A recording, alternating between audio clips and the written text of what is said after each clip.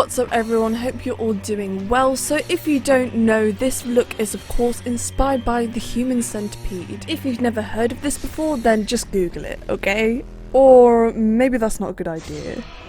Yeah, maybe not. Anyway, enjoy.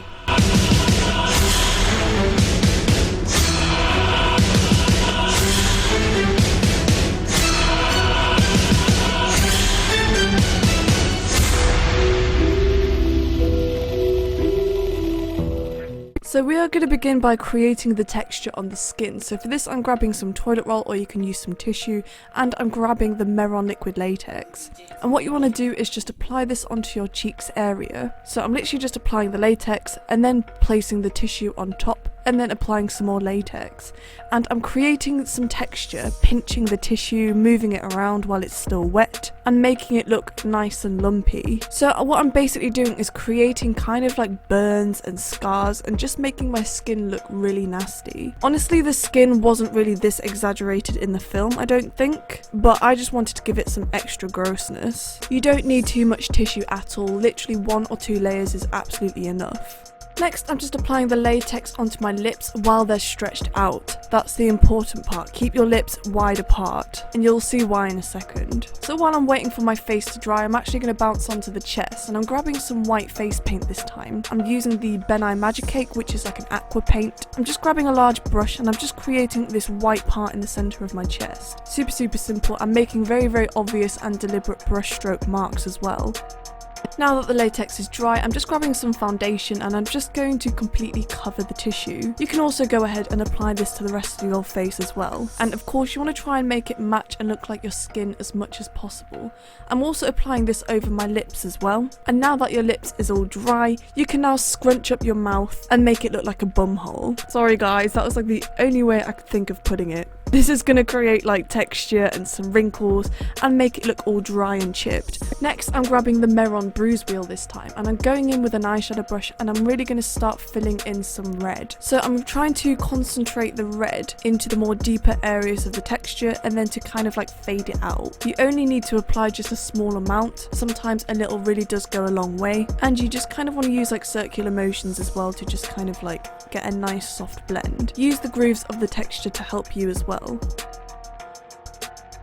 Alright, so the really fun part in my opinion, I'm gonna now paint people being sewn to each other's assholes. Hell yeah. Obviously, if you know the film, this is like the graph that the dude draws. I think it's friggin' hilarious. It's amazing. So very simple, I'm just grabbing a fine brush and some black water-based paint. I'm using the Bennye Licorice Black for this. You just want to paint it. And as you can see, I've actually really roughly gone in with an eyebrow pencil first, just to kind of help guide me. And then taking some red, I'm using the Bennye Bright Red Magicakes for this. I'm just going to create the wavy lines inside, showing the passageway. Add your arrows. I'm now grabbing some clear, thick gloss, and I'm just going to apply this on my lip to give a really wet texture and make it look more realistic. And then just grabbing some contour, I'm just going to contour the rest of my face. So I was planning on leaving the brows just by themselves, like with no makeup, but I just really couldn't help myself and just add a tiny bit of eyebrow pencil. Feel free to do that, it's completely optional. Of course, there's no point in trying to focus on making it pretty now, is there? Now for some details, I'm going in with a fine brush, and this time I'm going to apply some hints of reds, browns and purples as well, and I'm going to apply them onto the more deeper areas of the texture. This is just going to give it some more depth and make it more realistic. I'm also going in with some foundation. I'm actually applying some foundation onto my finger, and then I'm just going to gently brush my finger over the surface of the texture. This is just going to apply foundation only on the raised areas, so this is just going to kind of really bring out the texture and you'll be able to see each detail. So just as you thought you couldn't make yourself look any worse, you're wrong, because we are. So grabbing the same bruise wheel, I'm actually going to apply more yellows this time. I'm just grabbing an eyeshadow brush and I'm just going to really gently apply a small amount of product and use circular motions to blend it out nicely. You want to make it look like you've got some serious bags, you haven't slept in 100 days, and maybe you've been punched a few times. I feel like the biggest mistake that most people make with this kind of stuff is they apply too much and it just looks too obvious and fake. And another thing they do, I notice, is they don't blend out the edges very much, so it just looks really obvious. So you want to be really careful with that and really blend it out and take your time and work carefully. Colour choice is so important as well. You can't be using some metallic eyeshadows, some bright purples that are just completely unnatural. If you're struggling with colours or anything like that, then Google some pictures of real bruises and injuries and try and copy that.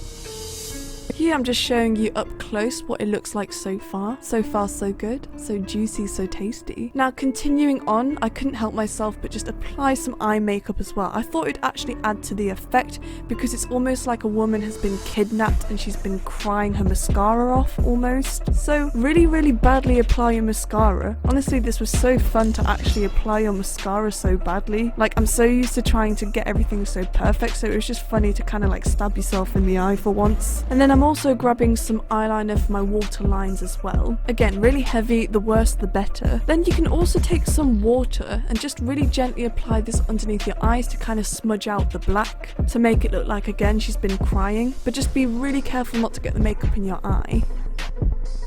Feel free to grab some tweezers or use your fingers and pinch and pull here and there. Unfortunately, I didn't have the proper stuff for this, but you can actually get some like special effects sweat or like wet looking jelly, but I didn't have any, so instead I used some clear thick lip gloss. And honestly, this worked really well. So you want to apply this onto your forehead, underneath your eyes, to make yourself look really sweaty. For the strings and the hooks, very simple. I just grabbed some really cheap necklaces that I found in a random shop. I just cut them in half and then I used the hooks and hooked them around my mouth. Here I'm just taking really good advantage of my labret piercing. I'm actually putting one of the hooks right through the hole, which is absolutely perfect. If you find that the hooks are slipping off, you can pinch the hooks tight, or if you want some extra security, you can actually just liquid latex them down.